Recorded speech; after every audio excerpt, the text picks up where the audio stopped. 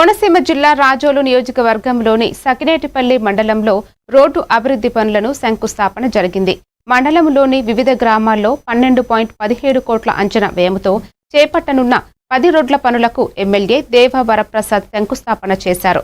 గ్రామీణ ప్రాంతాల్లో రవాణా సౌకర్యాలను మెరుగుపరచడంతో పాటు ప్రజలకు సురక్షితమైన రహదారులు అందించడమే లక్ష్యమని ఎమ్మెల్యే తెలిపారు.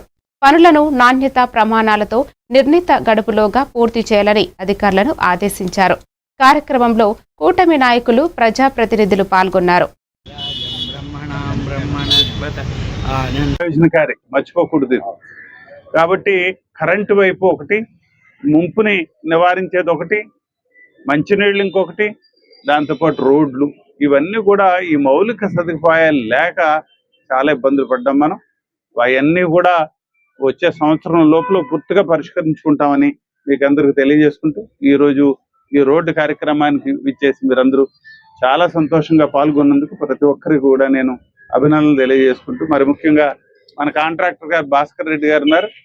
వారు మన రోడ్లు ముఖ్యంగా మిగిలిన వారికి చాలా ఉన్నాయి కాదనట్లా, నేను జిల్లా అంతా వారే కాంట్రాక్టరు అయినప్పటికీ కూడా మా రోడ్లు చాలా ప్రాముఖ్యత, వారికి అవసరత మీరు దృష్టిలో పెట్టుకుని మీరు ఒక ప్రయారిటీ బేసిస్ మీద మాకు రోడ్లు మీరు నిర్మాణం చేసిస్తారని చెప్పి మరొకసారి వీరందరూ జరుపున మిమ్మల్ని కోరుకుంటూ సెలవు తీసుకుంటారు.